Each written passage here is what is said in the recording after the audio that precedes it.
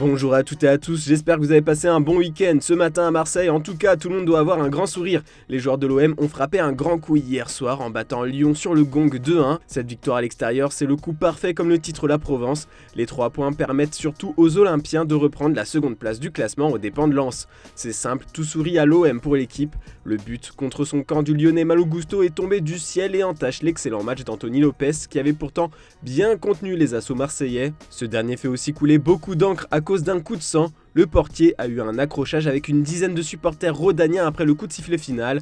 Hors de lui, il a même dû être retenu par le service de sécurité.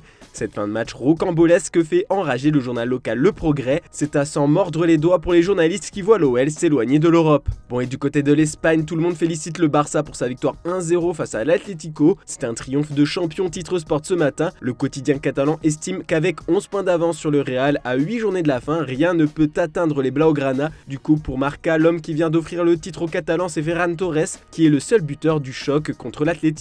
Et son but est plus qu'un soulagement pour Xavi qui venait d'enchaîner 3 matchs sans trouver le chemin défilé avec son équipe. Le championnat en ligne de mire titre Mundo Deportivo qui espère voir les Barcelonais soulever le trophée rapidement. Puis quelques mots sur le possible retour de Messi à Barcelone. Comme Sport l'a révélé ce week-end, la Pulga et sa famille ont pris quelques jours de repos en Catalogne. Rapidement, les journaux locaux se sont enflammés en pensant que l'Argentin allait rencontrer les dirigeants barcelonais. Ce matin, petit mea culpa de leur part. Sport assure que Messi n'a pas prévu de rencontre avec le board barcelonais dans les jours à venir. Il voulait juste se reposer. Du coup, en Espagne, tout semble déjà joué pour le Barça. C'est pareil pour Naples en Italie. C'est même certain que le championnat italien soit plié avant le championnat espagnol. Hier, le Napoli s'est offert une nouvelle victoire de prestige contre la Juventus, dominateur, les Partenopei ont dû attendre le temps additionnel pour trouver le chemin des filets. Grâce à Raspadori, Naples fait déjà la fête, titre la Gazzetta dello Sport. Sur la une du Corriere, on peut voir les joueurs célébrer la victoire et presque le titre. Comme l'écrit le journal, les joueurs espèrent pouvoir célébrer le titre devant la télé dès ce week-end. Par contre, du côté de la Juve, cette défaite est amère. Tout Sport nous parle de la rage de la Juventus ce lundi. Au classement, le club reste scotché à la 3e place. Puis le journal dénonce le but enlevé à Di Maria, puis la moquerie de Raspadori à la 93e minute.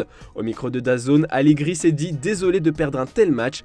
On accepte les décisions des arbitres pour le meilleur ou pour le pire. Au Portugal, le championnat a complètement été relancé. Le Benfica est mis sous pression par Porto qui est revenu à 1 point.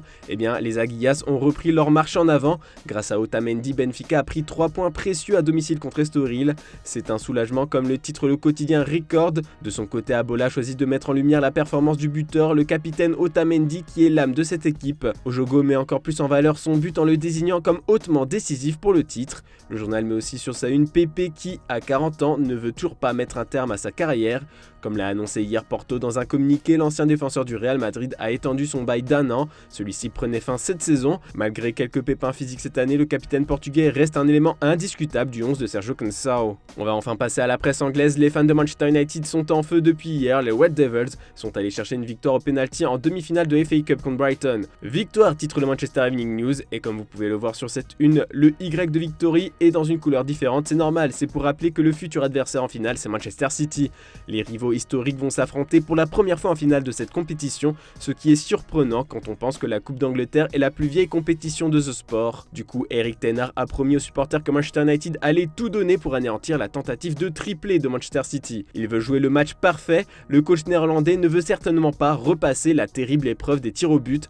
D'ailleurs, on peut voir le penalty raté par Solly March avec les Seagulls. Pour le Daily Telegraph, il a manqué son tir à cause de Wout Weghorst. Le buteur de Emu s'est permis d'embrasser le ballon avant que son adversaire ne s'en empare et rate. La chance, ça se provoque. De la chance, Tottenham aimerait bien en avoir, je pense, pour se qualifier en Ligue des Champions. Les Spurs ont été humiliés hier contre Newcastle. Les Magpies ont écrasé les Londoniens 6-1, donc 5 buts en 21 minutes. Ce que les journalistes anglais pensent être l'un des débuts de match les plus humiliants de l'histoire de l'APL. Face à ce désastre, Tottenham ne peut qu'accuser le coup, surtout Lloris, sorti après les 45 premières minutes à cause d'une gêne musculaire. Le portier français a qualifié d'embarrassante la capitulation de Tottenham à St James Park et a accusé son équipe de manquer de fierté. Nous devrions nous excuser auprès des supporters, c'est comme si nous n'étions même pas capables de réagir ou de rebondir. C'est un peu le bordel sur le terrain, a-t-il confié.